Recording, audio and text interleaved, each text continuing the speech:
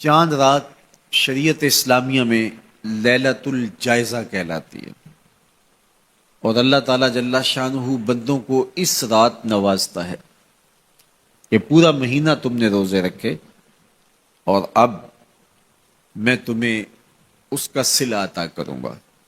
اور لیلۃ الجائزہ میں اللہ عیدی عطا کرتا ہے، اور بندوں کو وہ عطا کرتا ہے جو وہ سوچ بھی نہیں سکتے کہ ہمارا مالک ہمیں کیا کیا عطا کرتا ہے۔ ہر شخص جو عیدی دیتا ہے وہ اپنی طاقت کے مطابق دیتا ہے نا۔ آپ کو بھی بچپن میں عیدی ملتی رہی ہوگی، اب بھی ملتی ہوگی، تو کوئی 10 روپے، کوئی 20 روپے، کوئی 50 روپے، لیکن کوئی ایسا بھی ہوتا ہے کہ جس کے پاس فراوانیاں ہوتی ہیں تو پھر اس کی عیدی تو اس کی عیدی ہوتی ہے۔ تو ہر شخص اپنی کیپیسٹی کے مطابق ہی عیدی دیتا ہے نا۔ تو یار جب ایک عام آدمی 10-20 روپے دے دیتا ہے، لیکن جس کو اللہ نے بڑا نوازا ہو تو وہ پھر 500 روپے کا نوٹ آپ کو دیتا ہے کہ جناب یہ عیدی ہے آپ کی، تو پھر اللہ کتنی عیدی دیتا ہوگا، وہ کتنی کرم نوازیاں فرماتا ہوگا۔ تو یار جب عیدی لینے کا وقت ہو اس دن ہم بازار میں ہوں، جب عیدی لینے کا وقت، کچھ لوگ اپنے سارے کام اور ساری خریداری چاند رات کے اوپر چھوڑتے ہیں کہ اس رات کو ہم بازار جائیں گے۔ کچھ لوگوں کو شوق ہوتا ہے اس رات بازار جانے کا، حالانکہ بازار شر الاماکن، بری جگہ، سب سے بہتر جگہیں اللہ کے گھر مسجدیں ہیں، اور سب سے بدترین جگہیں بازار ہیں۔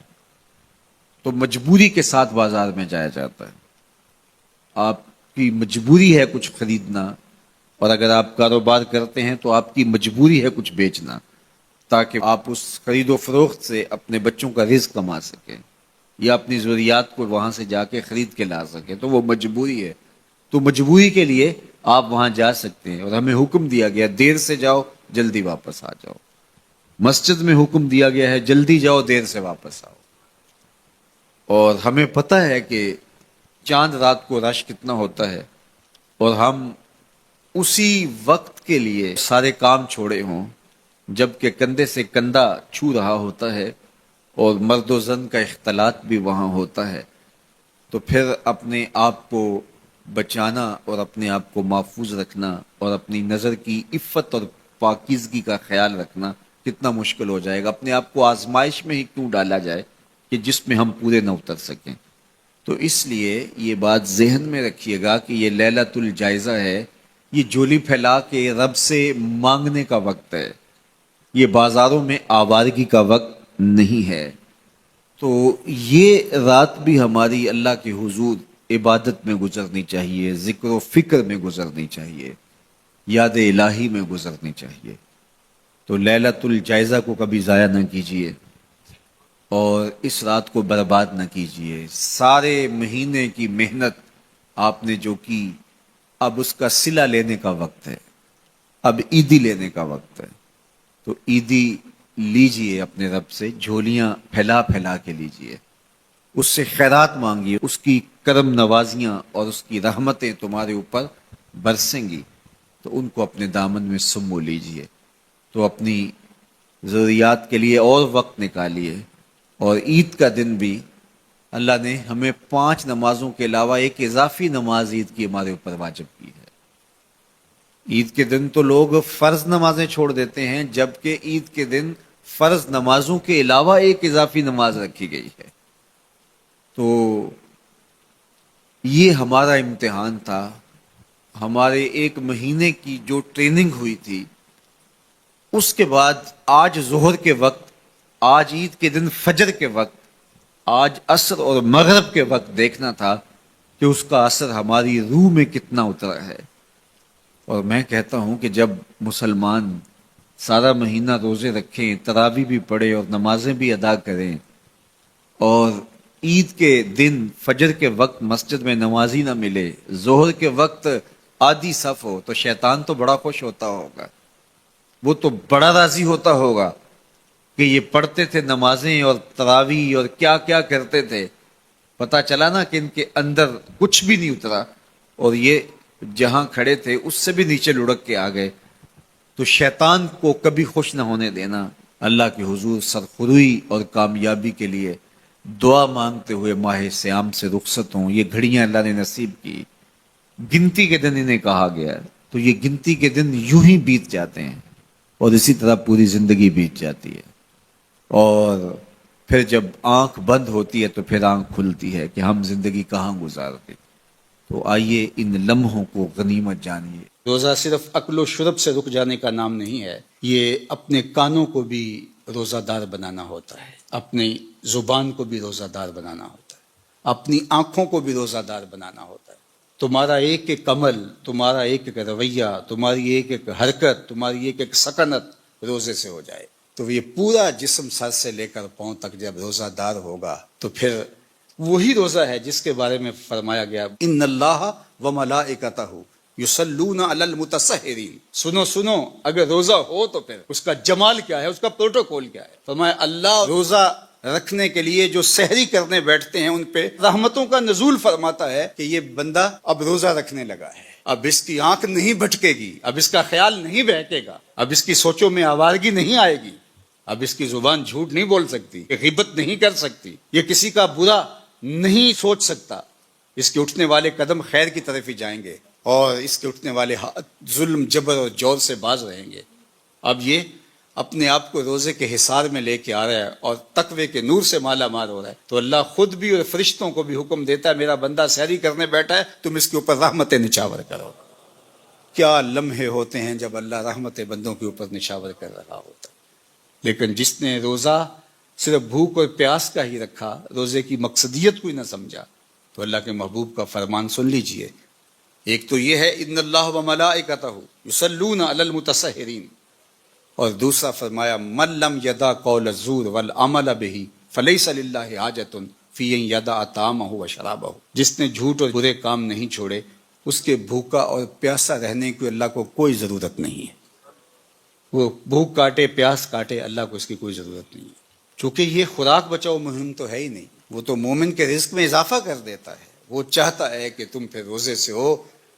اللہ اکبر۔ فرمایا روزہ دار جب کسی سے بات کرے اور وہ آگے سے الجھنا چاہے تو فرمایا روزہ دار آگے سے ایک ہی جملہ بولے انی صائمون، میں روزہ رکھا ہوا ہے، تو جب میں روزہ رکھا ہوا ہے تو تم لڑنا چاہتے بھی ہو تو میں نہیں لڑ سکتا۔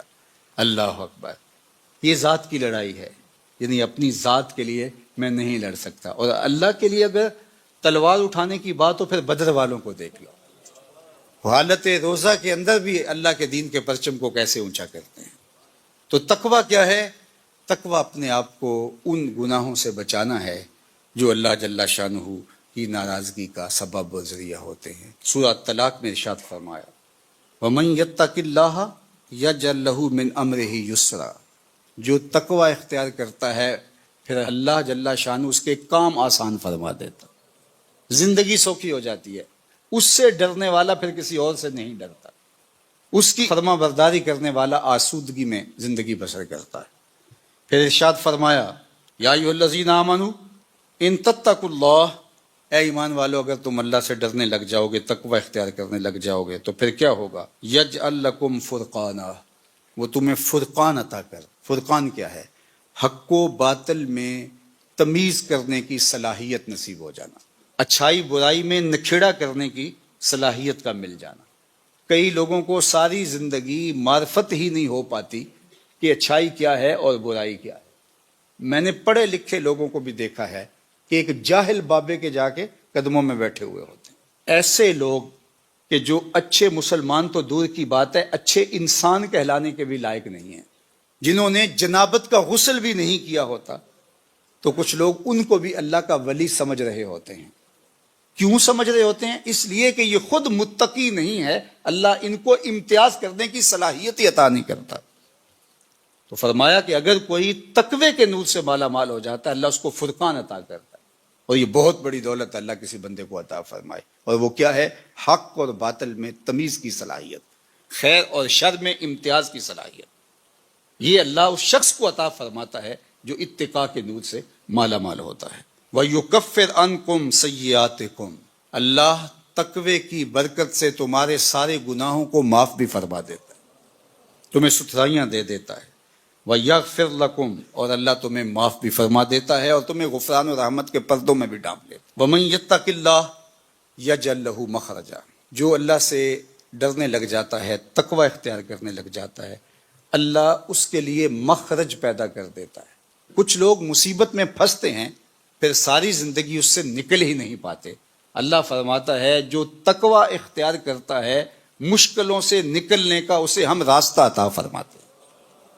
بڑی سے بڑی مصیبت سے بھی وہ آسانی سے نکل جاتا ہے، اس کے لیے ہم یہ کرم نوازی اور یہ رحمت اور یہ مدد اور یہ نصرت فرمائی ہے۔ وَيَرْزُقْهُ مِنْ حَيْثُ لَا يَحْتَسِبُ، اور اللہ اس کو وہاں سے رزق دیتا ہے جہاں سے گمان بھی نہیں ہوتا، اسے تصور بھی نہیں ہوتا کہ یوں بھی وہ رزق کے دروازے کھول سکتا ہے۔